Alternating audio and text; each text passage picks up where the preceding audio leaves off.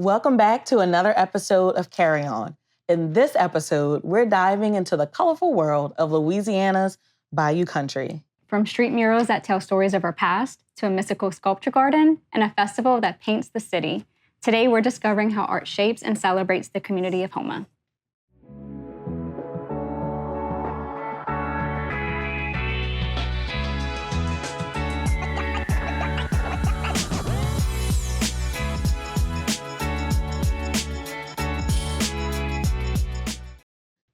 I don't know if you guys remember back in episode 1, we had that awesome crawfish eating contest.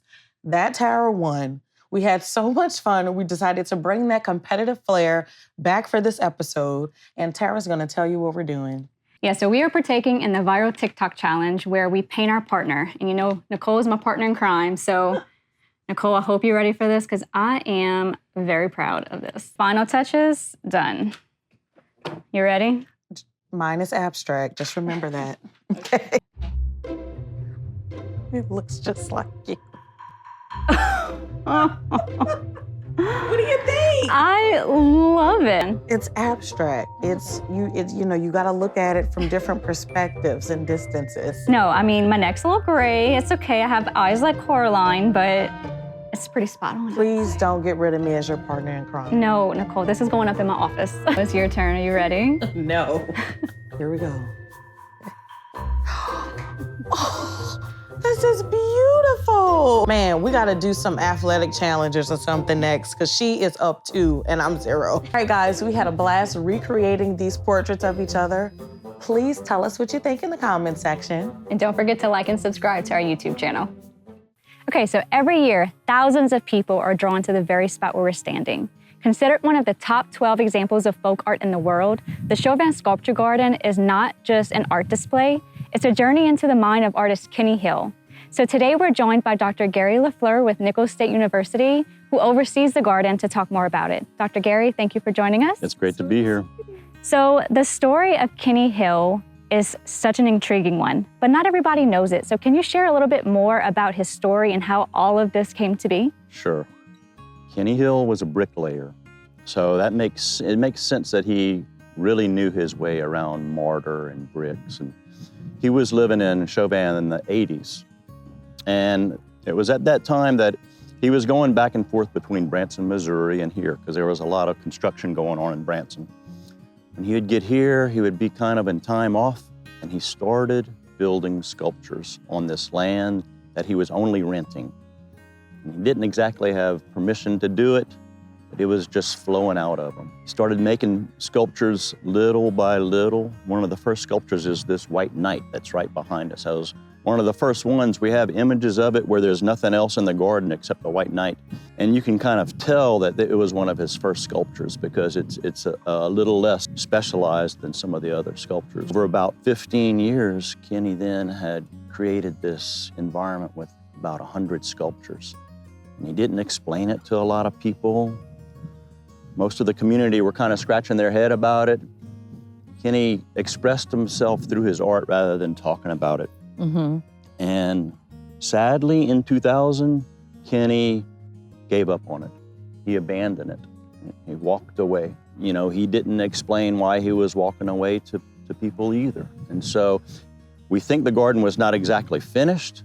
Kenny worked on it for about 15 years, walked away, and then some people in the community knew that it had to be rescued.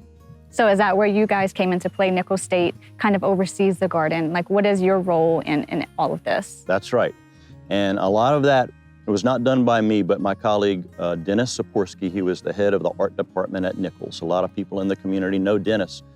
And he had seen the garden, and he had been here while Kenny was here. They didn't have too much of a conversation, but he had met Kenny.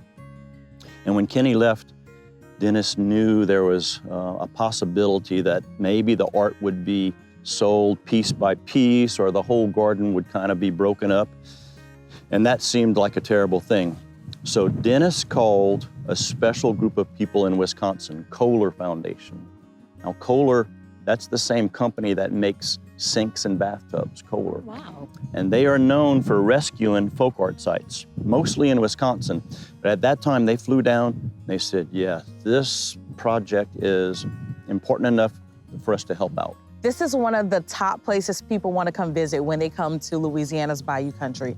Why do you think the art here captivates so many? It doesn't do it justice to try to explain the beauty of the Chauvin Sculpture Garden. It's one of those places where you just say, well, you have to see it. I mean, people can find pictures of it online, and whenever they get here, they always say, this is not what I expected. That's right? for sure. Yeah. And it's kind of hard to find places in this world that you don't expect. It's like a big surprise. I love that. Most people are continuing on. There's many things to do in Houma and Cocodrie, and this is just something that was often off of their radar. And so a lot of people love it because it's so surprising.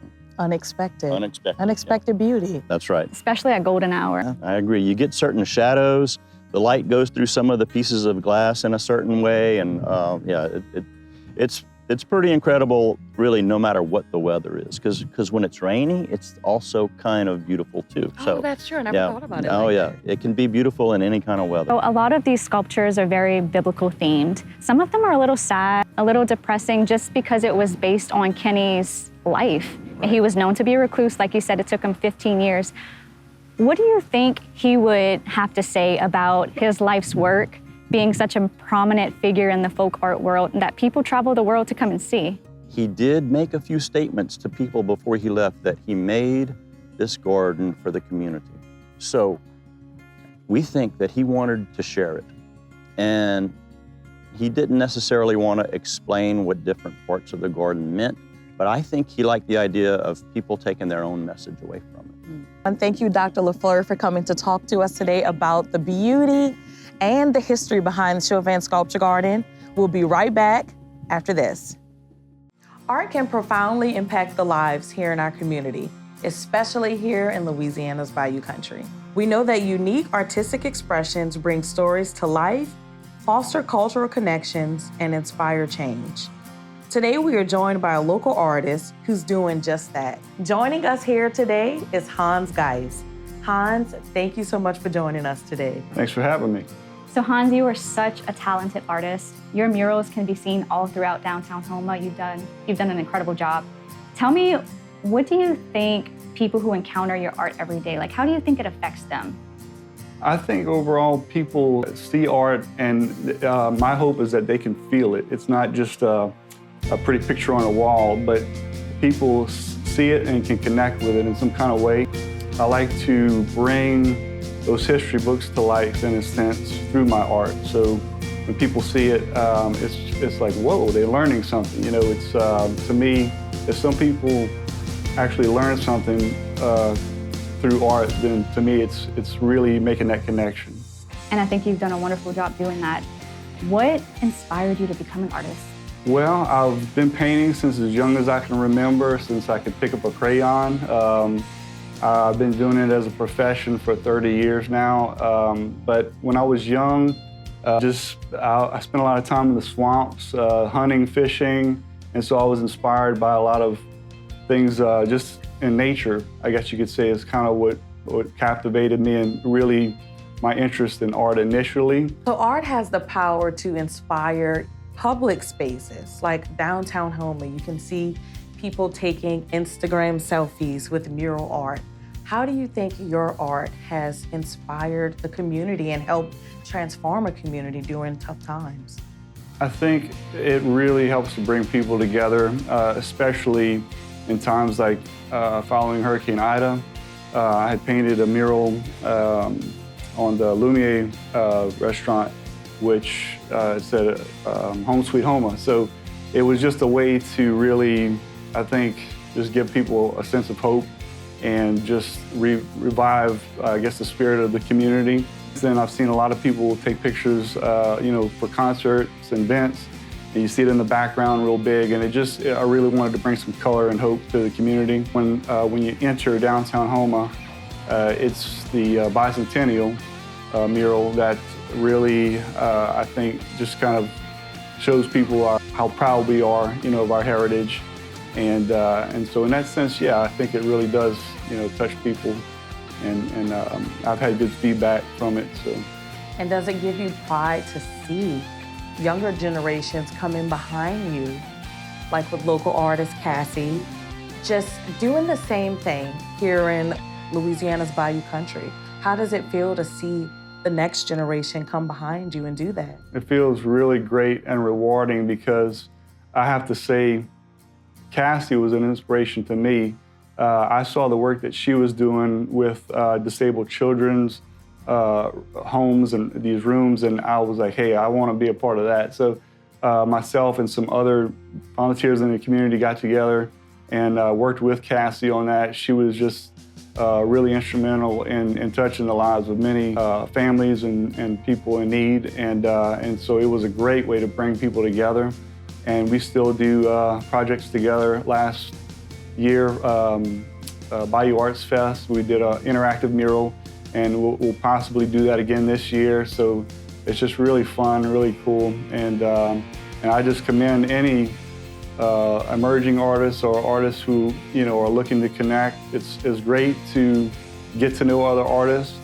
I love to mentor younger artists. Anybody that wants to learn anything, just don't be afraid to ask. That's how you learn, and so it's great. I love It's that. amazing. Yeah. Don't be afraid to ask.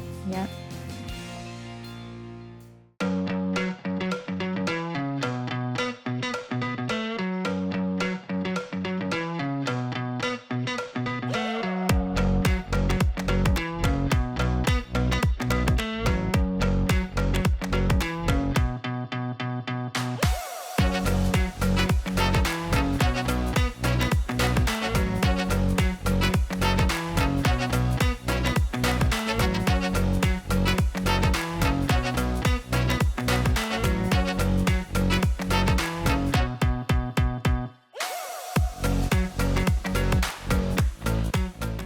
Welcome back to Carry On.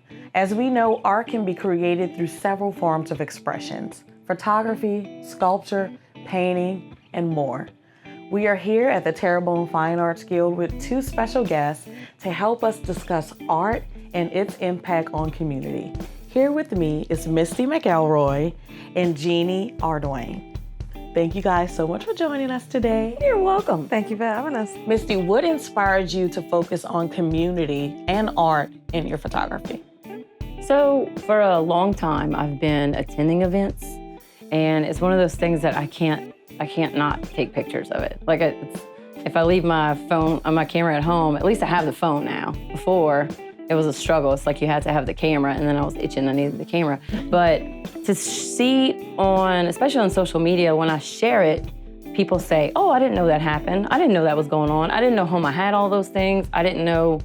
So it was that. It's like the conversation of they didn't know, and I'm showing them.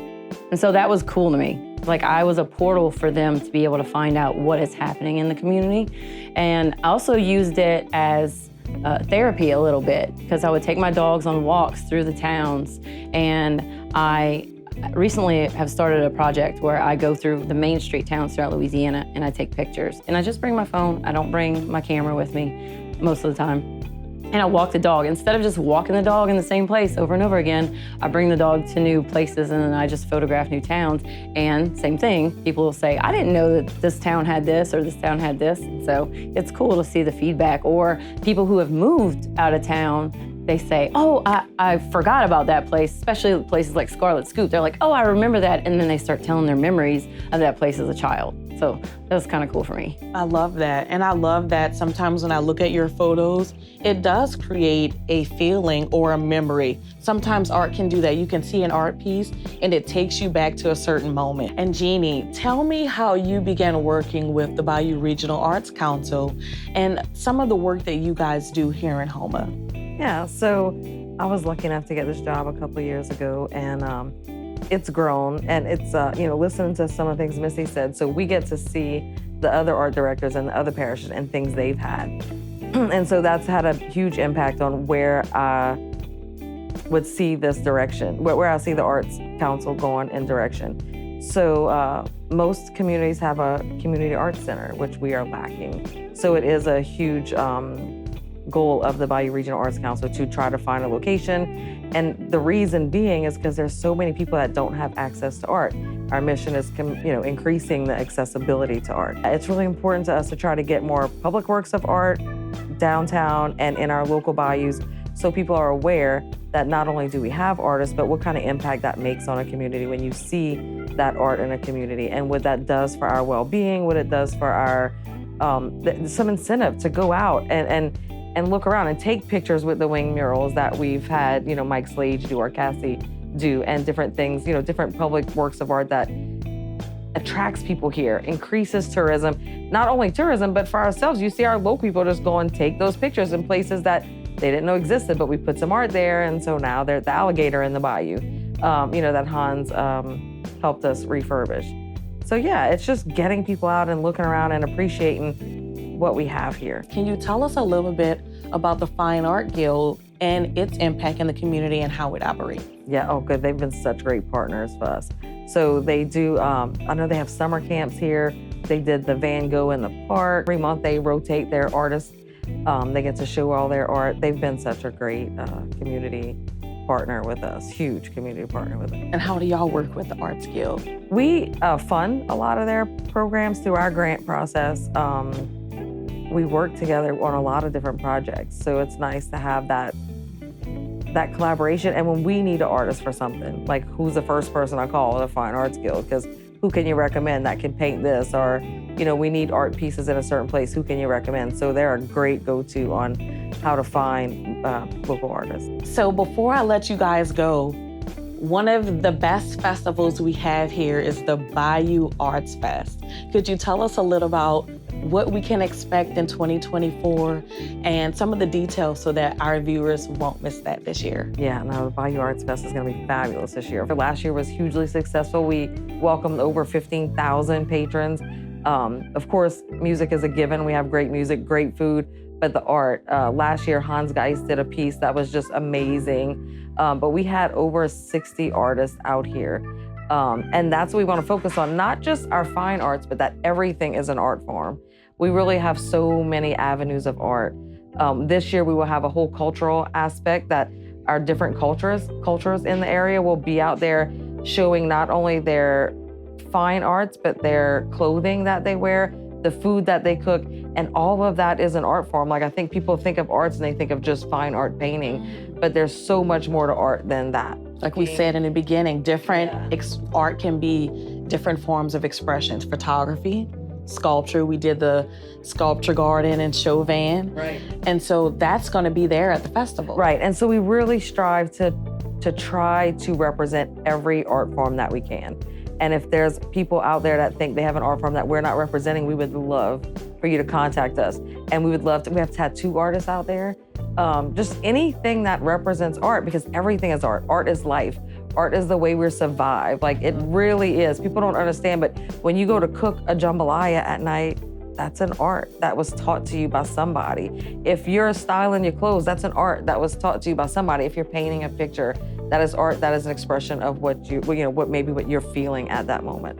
So art can really be encapsulated in everything. And I think it took me getting this job to learn that. So I don't think that people really understand that. But if they would, just take a look around and know that usually things that are gonna make you happy come from something to do with art. Let's say it together. Art is life. Art is life. Thank you for joining us for this episode of Carry On. Whether through the stroke of a brush, the chisel of a sculptor, or the snap of a photo, Houma reminds us that art should be celebrated in every community. Until next time, keep carrying on.